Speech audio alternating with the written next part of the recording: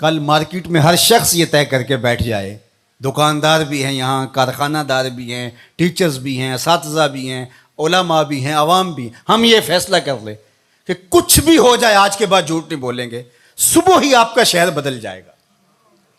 انقلاب لانے کے لیے کوئی کہیں سے کوئی فلسفہ لانا پڑے گا جس کو پھر عملی طور پہ تنفیذ کے لیے اس کے لیے کوئی سیمینار کرنے پڑیں گے۔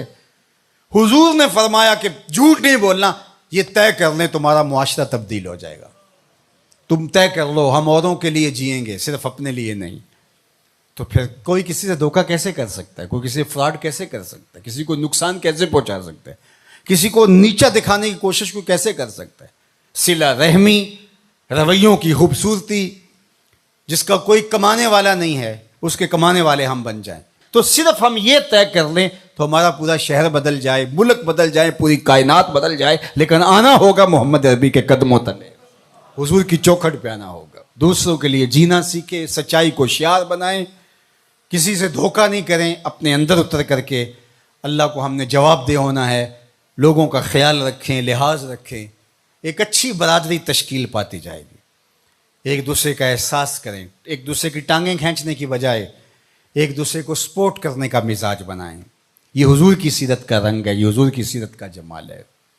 اور اگر ہم یہ نہیں کرنا تو جلسے کیے جائیں، جتنے مرضی کر لیں، محفلیں بھی کروائی جائیں، کیا فرق پڑتا ہے اس سے؟ تلذذ ہے کانوں کا، سنا، لذت لی، چلے گئے، اگلے ماہ پھر دوبارہ ایک محفل بپا کر لی، لذت لی، چلے گئے، سال بعد پھر جشن بپا ہوا، لذت لی، چلے گئے، ساری زندگی بھی گزار دیں گے، کچھ نہیں ہوگا۔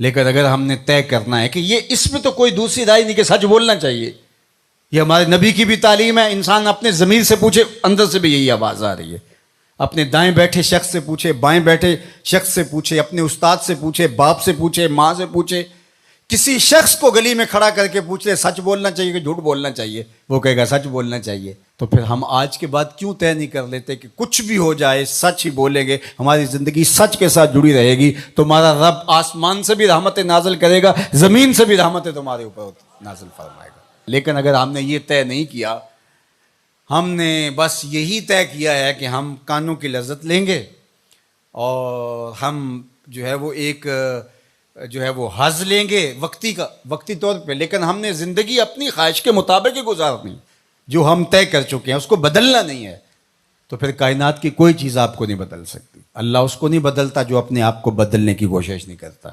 اللہ اس کو ہی بدلتا ہے جو اپنے آپ کو بدلنے کی کوشش کرتا ہے۔ وہ فرماتا ہے میری طرف اگر کوئی ایک قدم چل کے آئے میں 70 قدم آتا ہوں، اور میری طرف اگر کوئی چل کے آ جائے اتیتہ ہر والا،